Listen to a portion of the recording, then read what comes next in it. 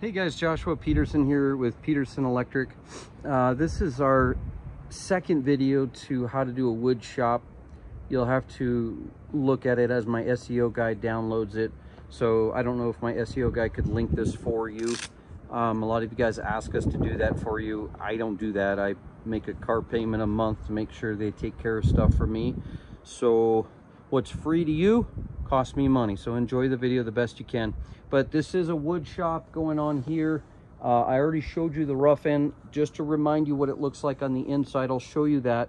And this is a friend of ours, so not everything was done perfect to code. So feel free to not leave a comment. It is what it is. He did his own cement pour. You need a vapor barrier 6 inches deep, yada yada yada if you're going to heat it. Of course they didn't do that.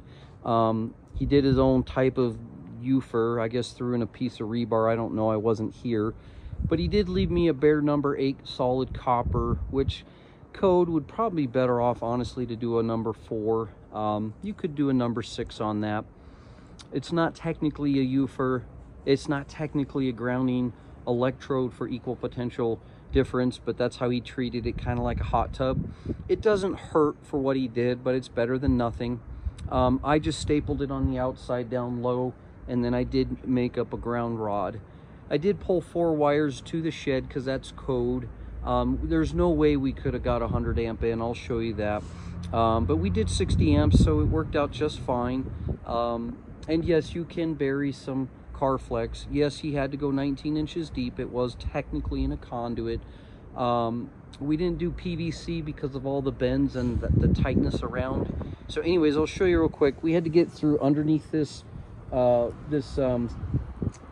forget what you call it in the 80s. It's kind of like a seating bar that they stub out there for a window bay. That's what it is.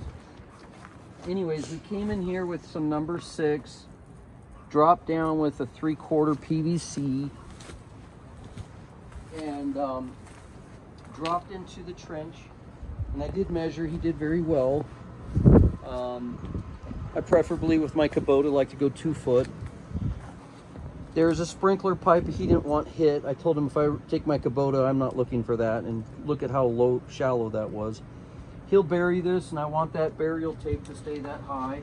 So if you stick a shovel, you'll know something's down there. The ground rod I drove here with my Milwaukee. He'll need to bury the dirt right up to here. I put some green tape on some number 6 because I was just trying to use up my stranded. And then he also had that bare solid number 8. And the code is anything less than a number 6, you should protect it. I doubt he's going to weed whack because he'll just tear up his paint. I don't like how it doesn't sit higher, that's for sure. And you can see the pad was only 3 inches deep. But it is what it is. He poured this separate, so that's where he bonded the cement. It's not like it's bonded through, in my opinion. But if lightning hit, I guess it's better than nothing. This is what happens when you help a friend. You can't always, you try to guide people the best they can, but this is why I don't have a ton of friends, because then they want to do everything a little bit cheaper and less to code, in my opinion. But anyway, so we brought that through for the ground rod.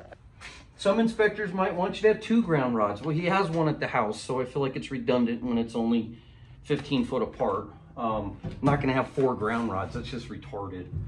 So right here, it came in and bonded to our ground bar, and so did that ground rod. And so we just wanted to make sure that ground rod didn't hit anything underground.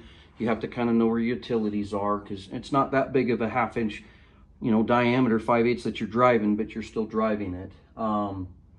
Yeah, so this is how it turned out. Just so you look at the other video, this is our pole cord.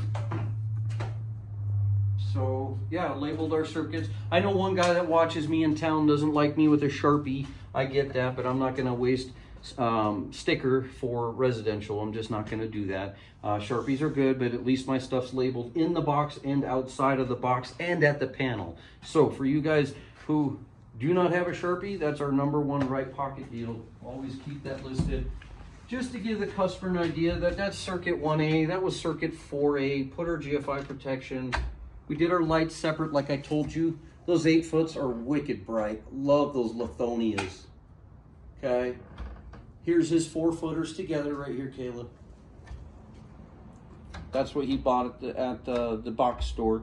And then this right here is his flood outside. It'll have to stay on because it's a photo eye. And that right there, I just put a light bulb in there for him, so when he walks in tonight, he'll see it. And in fact, if he's just gonna sit there and not have a ton of light, he could just use that bulb. And that's just a screw-in socket with an A19 LED 8-watt light bulb. But yeah, guys, so this is exactly how I wired my shop. This is the last video I couldn't remember is 250 square foot. Loveland's rule in Larimer County is 200 square foot. Hence why he put 2 sheds together. But I doubt they're going to squabble over 50 square foot. But this thing is as tall as an old modern bungalow or an older bungalow house.